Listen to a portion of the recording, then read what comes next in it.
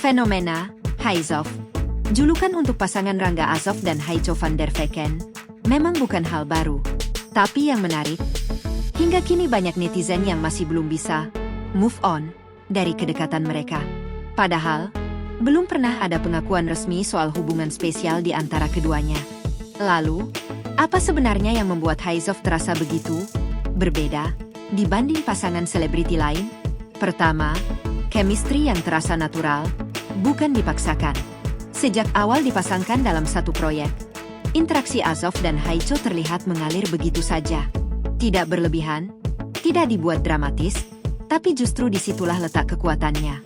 Banyak penonton merasa apa yang mereka lihat bukan sekadar akting, melainkan refleksi dari kenyamanan yang nyata. Kedua, gestur kecil yang konsisten. Mulai dari tatapan, cara berbicara, hingga perhatian-perhatian sederhana. Semuanya membentuk narasi yang kuat di mata publik. Hal-hal kecil seperti ini seringkali lebih berbicara dibanding deklarasi besar yang justru terasa dibuat-buat. Ketiga, misteri yang belum terjawab. Tidak adanya klarifikasi justru membuat rasa penasaran semakin besar. Dalam dunia hiburan, sesuatu yang tidak dijelaskan seringkali lebih menarik dibanding yang terang-terangan. Publik jadi punya ruang untuk menebak, berharap, bahkan membangun cerita mereka sendiri. Keempat, timing dan perjalanan yang naik turun. Isu kedekatan mereka tidak selalu muncul terus-menerus, tapi justru hadir di momen-momen tertentu. Pola ini membuat perhatian publik seperti ditarik ulur, sehingga setiap kemunculan baru langsung terasa spesial. Namun, ada satu hal yang perlu disadari. Tidak semua yang terlihat memiliki makna seperti yang dibayangkan.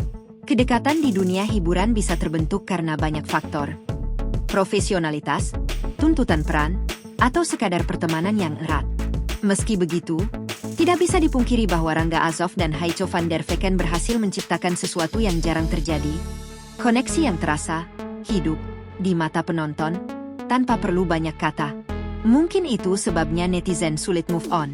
Bukan hanya karena siapa mereka, tapi karena apa yang mereka wakili.